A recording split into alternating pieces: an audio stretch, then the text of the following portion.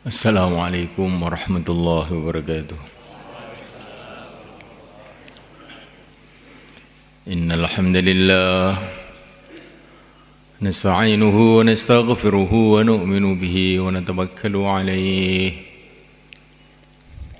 wa na'udzu bihi min shururi anfusina min sayyiati a'malina. من يهديه الله فلا مضل له ومن يضلل فلا هادي له أشهد أن لا إله إلا الله وحده لا شريك له وأشهد أن سيدنا مولانا محمدا عبده ورسوله اللهم صل وسلم وبارك عليه وعلى آله وأصحابه والتابعين لهم إلى يوم القيامة أما بعد. فقد قال في كتابه الكريم إن الذين قالوا ربنا الله ثم استقاموا فلا خوف عليهم ولا هم يحزنون.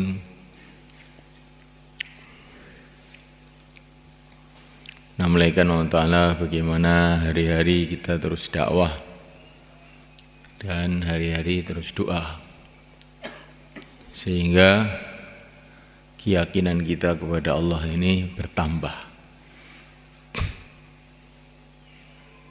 Hari-hari beramal yang diridhai oleh Allah. Setiap amalan yang diridhai oleh Allah akan mendatangkan cahaya dalam hati kita dan kemudian akan meningkatkan iman kita. Hari-hari terus sampai mati di dalam usaha dakwah. Insyaallah mulaikan sebagaimana yang telah dicontohkan oleh yang agung Nabi Agung Muhammad sallallahu alaihi wasallam. Dakwah itu sampai mati. Dalam sakaratul maut beliau masih senantiasa mengatakan as-shalah as-shalah, jagalah salat, jagalah salat. Wa ma malakat aimanukum, jagalah hak-hak budak-budak hamba-hamba saya, orang-orang lemah.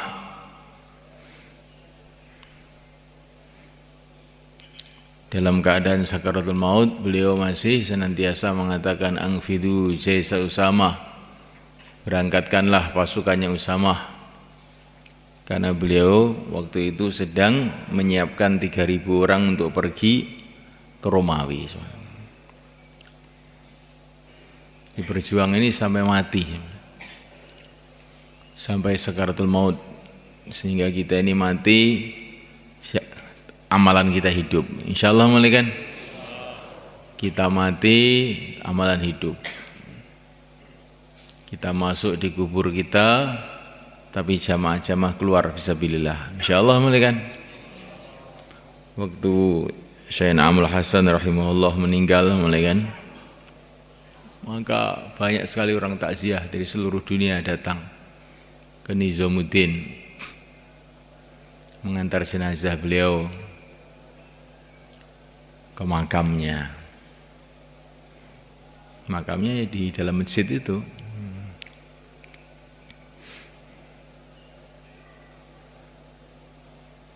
Memulaikan Allah SWT, maka Maulana Umar rahimahullah itu bayan. Syekh Nam ini siang malam dulu waktu hidupnya memikirkan agama, hari-hari mengeluarkan jamaah. Siapa yang cinta kepada Syekh Nam, maka hari ini juga keluar 4 bulan dari kubur ini. Maka terbentuk banyak sekali jamaah 4 bulan hari itu. Hari pemakaman, hari pengeluaran jamaah. Insyaallah malaikan. Kita mati, hidup, masjid kita sudah hidup 24 jam. Insyaallah kita gembira nanti mati begitu sang. Kita mati, sudah banyak orang-orang yang akan meneruskan amal kita.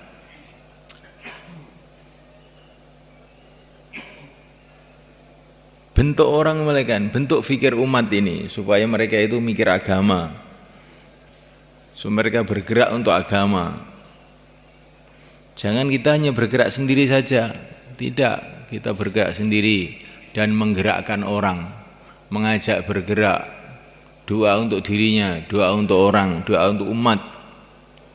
Insyaallah malaikat. Dunia ini tidak lama. Begitu singkat sekali malaikat. Hari ganti hari, bulan ganti bulan, tidak terasa ternyata sudah hampir habis waktu kita di dunia ini.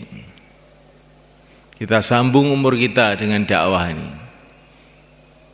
Bagaimana kita mati, orang-orang meneruskan amal kita. Mereka mati, ada lagi yang meneruskan. Mereka mati, ada lagi yang meneruskan. Sampai kiamat. Insyaallah malaikat. Nah, insyaallah. Hari-hari itu yang kita pikirkan malaikat. Di mana saja kita berada. Kalau itu yang kita pikirkan, di mana saja kita berada, di rumah kita pikir begitu, di mahalah kita pikir begitu, di halakah kita pikir begitu, di markas juga pikir begitu, tengah malam kita doa pikir itu juga. Waktu sujud, di mana doa-doa makbul kita pikir itu juga. Sayyidina Umar radhiyallahu ta'ala mengatakan, saya ini mengatur pasukan-pasukan saya pada waktu sholat. Jadi waktu sholat itu beliau mikirkan jamaah-jamaah yang bergerak di seluruh dunia itu, supaya Allah jaga, supaya Allah berkati. Begitu semuanya, ini namanya da'i. Itu yang dipikirkan. Sambil makan pun yang dipikirkan, bagaimana saya dapat hidayat, keluarga saya dapat hidayat, umat dapat hidayat. Sambil tidur pun itu begitu yang dipikirkan. Doanya itu juga, usahanya itu juga. Bagaimana amalan kita, akhlak kita, sikap kita dalam kehidupan ini menjadikan orang sekitar kita, keluarga kita senang dengan agama. Insyaallah malaikat.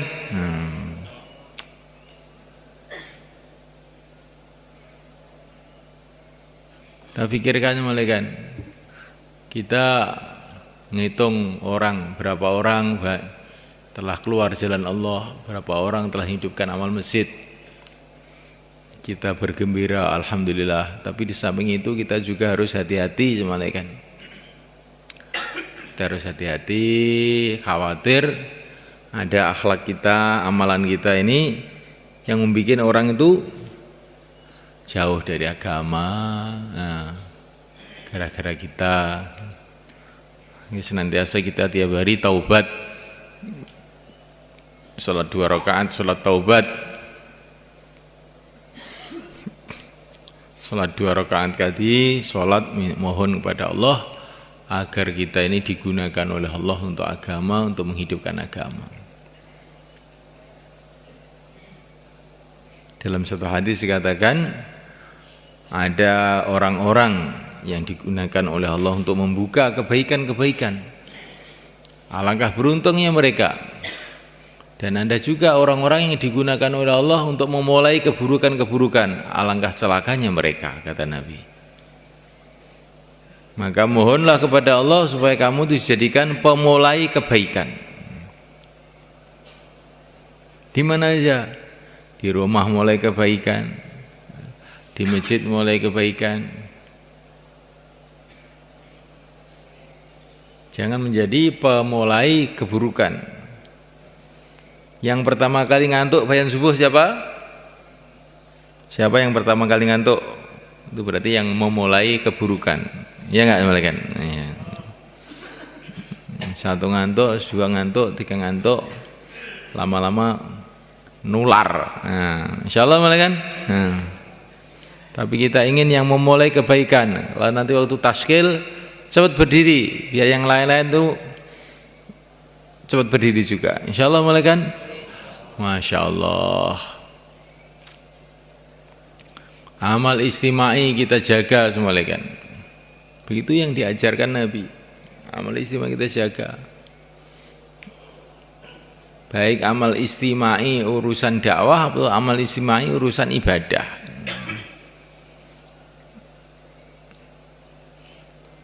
Dulu para sahabat itu kalau ada yang tidak sholat jamaah satu itu aja langsung teman-temannya pada datang takziah ya. Mendatangi ya.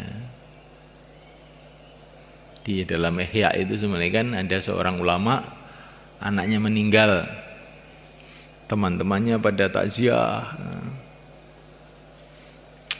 Maka ulama itu dikasih nasihat sama orang-orang takziah itu, aneh kamu ini, kalau anak saya mati kamu pada takziah, ini juga satu sunnah baik. Tapi kalau saya tidak ke masjid kamu tidak takziah. Padahal ini lebih menyedihkan saya daripada matinya anak saya. Kalau saya nggak ke masjid kamu takziah ini katanya. Itu zaman dulu itu kayak begitu sebenarnya orang itu mementingkan ibadah. Ibadah kita pentingkan, dakwah juga kita pentingkan, kan. Ada 3 sahabat yang tidak ikut keluar, Masya Allah, Nabi telah risau, telah sedih, beliau marah sehingga 50 hari tidak diajak bicara.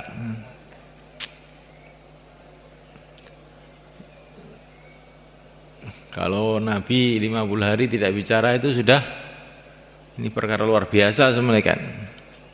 Tapi Nabi juga melarang para sahabat semua untuk bicara dengan 3 orang ini. Jadi orang seluruh Madinah dihukum semua oleh Nabi, jangan bicara dengan 3 orang ini. Maksudnya apa? Wallahu alam. Maksudnya supaya seluruh umat itu mikir satu sama lain. Maka yang dihukum Nabi bukan hanya yang tidak ikut keluar saja, seluruh orang Islam dihukum. 3 orang nggak ikut ke Tabuk, seluruh orang Islam dihukum. Hukumnya gimana? Gak boleh bicara dengan 3 orang ini. Sampai 50 hari turun ayat bahwa 3 orang sudah diampuni oleh Allah baru boleh bicara.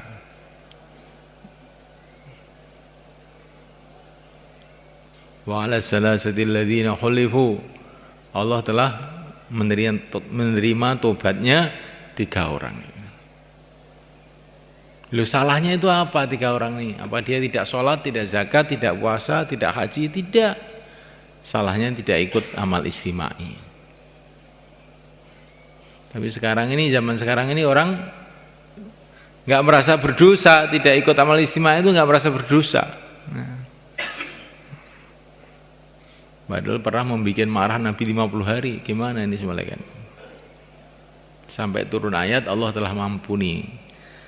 Maknanya Allah telah mengampuni berarti kan salah, dosa berarti.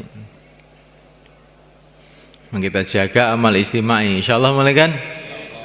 Amal infiradi juga kita jaga. Salat berjamaah, qobliyah, ba'diyah, isyraq, duha, awabin, tasbih, tahajud, witir, baca Quran tiap hari. Kalau Sayyidina Bilal jaga wudhu, setiap batal wudhu, setiap wudhu 2 rakaat sholat. Diceritakan oleh Abul Hasan Ali Asyadzili radhiyallahu ta'ala anhu, orang itu kok mau menjaga wudhu itu terus selama 1 tahun, nanti doa-doanya makbul. Malaikat. Ingin doanya makbul? Insyaallah malaikat. Nah. Kalau doa kita makbul selesai masalah semua. Apapun masalah selesai. Dalam suatu hadis kalau orang itu senantiasa menjaga wudhu, rizkinya akan dimudahkan.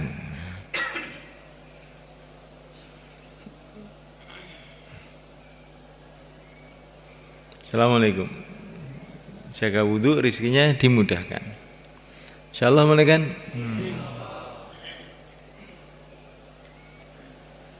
Dalam satu hadis dikatakan syaraful mukmin fi qiyamil lail.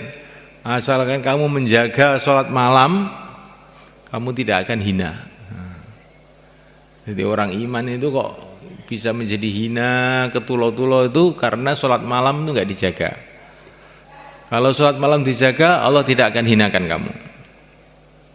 Syaraful mu'min fi qiyamil lail. Kemuliaan orang iman di dalam sholat malam. Di kemuliaannya orang iman itu bukan kalau duitnya banyak, bukan. Kalau sholat malam itu dijaga betul. Ini nggak boleh ngantuk lah ya. Kelihatannya sholat malam cuman formalitas saja. Teklak tekluk di depan Allah kok teklak tekluk, menghadap pada Allah kok teklak tekluk. Oh, itu pentung kapok. Ya enggak kan? Menghadap pada Allah dengan gembira, seneng begitu. Kalau masih ngantuk betul, tidur dulu sampai hilang ngantuknya, baru sholat.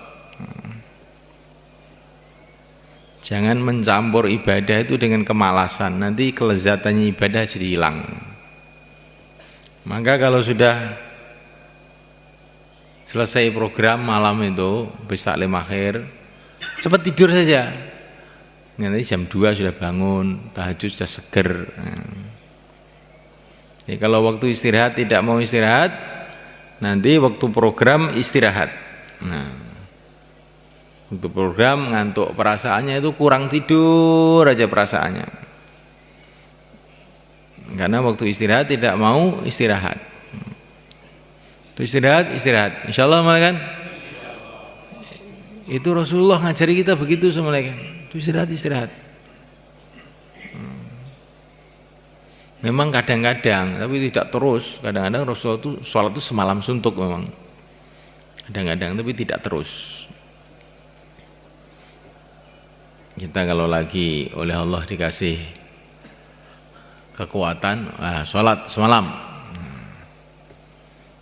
khatamkan Quran semalam, kayak Sayyidina Utsman, 1 rakaat 1 khataman. Insyaallah mulai kan, baru kita ini meningkat mulai kan. Dalam hadisnya Sayyidina Umar radhiyallahu ta'ala anhu, setiap malam itu ada waktu-waktu doa mesti makbul. Siapa saja doa mulai maghrib sampai subuh terus menerus, mesti dia akan menemukan waktu itu selesai masalah. Ini daripada kita ini mengeluh ke sana, mengeluh ke sini. Kenapa kita ini tidak duduk iktikaf di masjid, doa. Doa itu sebaik-baiknya doa, kata para ulama, baca Fatihah. Itu sebaik-baiknya doa. Terus baca Fatihah mulai maghrib sampai subuh. Nanti ini istilahnya orang Jawa, pati geni. Pati geni sewengi utuh ora turu. Kalau ada masalah itu gitu, selesaikan masalah dengan doa mulai maghrib sampai subuh. Insyaallah mulai kan. Pernah begitu? Belum. Nah, makanya nggak bisa mengeluarkan jamaah. Ya. Coba kalau ingin mengeluarkan jamaah itu mulai maghrib sampai subuh bacain Fatihah. Ada seorang datang kepada seorang wali Allah dengan membawa kayu. Syekh, saya ingin kayu ini jadi emas. Apa doanya? Doanya, mudah saja doanya. Ya Allah, jadikan kayu ini jadi emas. Ya Allah, jadikan kayu ini jadi emas. Sudah gitu aja. Berapa kali? Mulai maghrib sampai subuh. Maka kayu itu dibawa. Dia duduk di masjid. Ya Allah, jadikan kayu jadi emas. Ya Allah, jadikan kayu jadi emas. Ya Allah, sampai tengah malam masih kayu juga. Ya Allah, jadikan kayu jadi emas. Ya Allah, sampai menjelang subuh, masih kayu juga. Ya. Karena jengkel dia. Sudah menjelang subuh, kira-kira kurang 5 menit. Ya Allah, jadikan besi aja ya Allah. Tahu tuh jadi besi malah kan. Ini waktu makbulnya itu waktu itu. Tapi dia sudah kadung jengkel. Nah, Kok nggak jadi besi aja ya Allah lah. Tahu jadi besi betul. Ini ceritanya wali-wali dulu. Bagaimana doa mulai maghrib sampai subuh itu semua.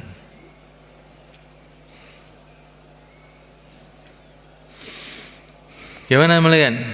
Jadi sebabnya apa kita ini kok jadi kayak begini ini?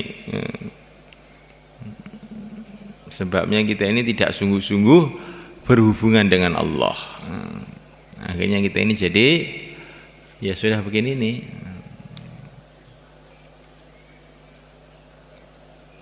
Carilah kemuliaan dari yang menciptakan kemuliaan, dari Allah SWT. Insyaallah malaikat. Kalaupun nggak kuat itu juga malaikat, jaga wudhu. Orang yang jaga wudhu itu kalau tidur dalam keadaan wudhu, nanti kalau bangun doa-doanya itu akan lebih bernilai di sisi Allah. Insyaallah makbul doanya.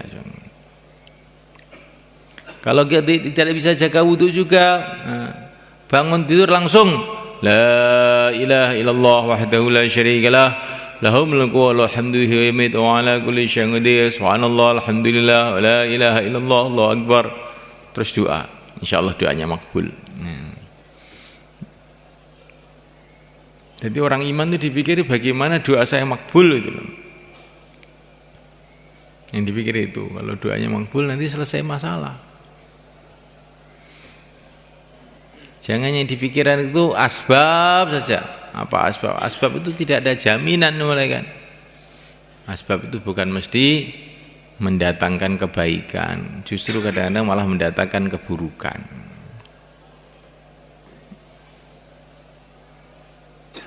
Nah mulai kan Allah Ta'ala kita jaga makanan kita, jangan saya makan yang haram, yang syubhat, karena itu akan menghalang-halangi doa kita. Insyaallah mulai kan. Akhlak kita yang baik, jangan sampai kita ini menyakiti hati orang Islam mana saja, yang besar yang kecil, anak-anak yatim, kita jaga kehormatan mereka. Itu pesan Nabi terakhir, menjaga hak budak-budak. Orang-orang miskin itu orang-orang yang akan mendatangkan pertolongan Allah. Nabi itu kalau doa, di antara doa beliau ini, Allahumma ansurna biso'alikil muhajirin. Ya Allah tolonglah kami dengan barokahnya orang-orang muhajirin yang miskin-miskin. Ya, orang miskin itu begitu hebat di sisi Allah. Saya Nabi itu doa sampai kayak begitu. Kita perhatikan orang-orang miskin. Insyaallah malaikat.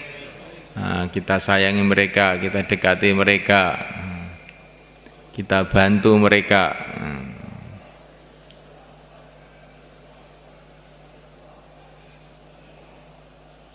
Seorang sahabat datang pada Nabi, ya Rasulullah, hati saya ini kok keras, keras. Hati itu kalau keras itu sudah nggak bisa mikir akhirat, nggak bisa nangis, keras. Apa obatnya?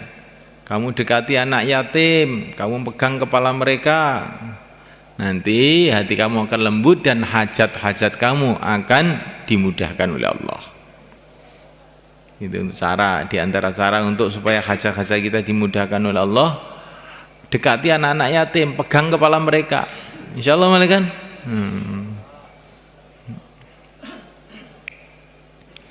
Jadi kita ini dakwah terus, doa terus, perbaikan akhlak terus, jaga makanan yang halal. Insyaallah malaikat.